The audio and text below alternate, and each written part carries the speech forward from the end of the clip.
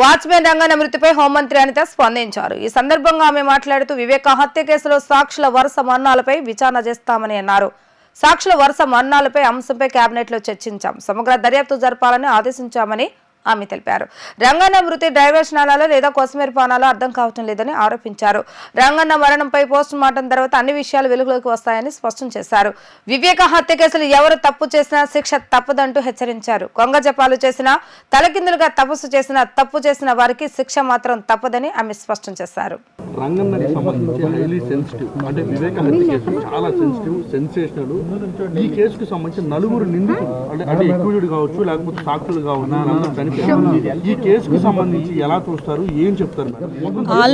Already cabinet కూడా ఒక నిర్ణయం తీసుకుందండి ఈ రోజు. దాని మీద ఎంక్వైరీ త్రూఅవుట్ ఎంక్వైరీ చేయాలని కేబినెట్ కూడా ఈరోజు నిర్ణయం తీసుకుంది. ఆ విషయం మీకు కూడా తెలుసు.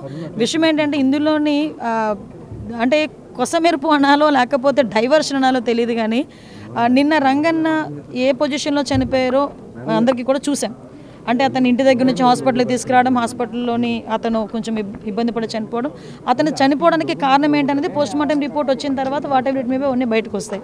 కానీ ఇమీడియట్గా సాక్షిలో నేను ఈవినింగ్ 3:30కి ఒక న్యూస్ బయటకు వచ్చింది. ఏమని న్యూస్ బయటకు వచ్చింది? రంగన్నని పోలీసులు కొట్టి చంపారు అని చెప్పి ఒక రకంగా ఒక క్రియేట్ చేసి వాళ్ళ వైఫ్ అండ్ హస్బెండ్ వైఫ్ ఇలా మాట్లాడారు అన్నట్టుగా వచ్చింది.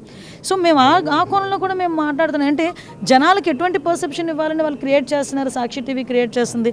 అంటే సాక్షి టీవీ ఒక్క విషయంలోనే కాదండి, ప్రతి ఒక్క ఆస్పెక్ట్లోనే కూడా. నిన్న వాళ్ళు ట్వీట్ పెట్టారు, ఆశా వర్కర్లు అందరూ కూడా ఆశా వర్కర్లు పోలీసులు ఎత్తి పడేస్తున్నారు అని చెప్పి ఒక ట్వీట్ పెట్టారు.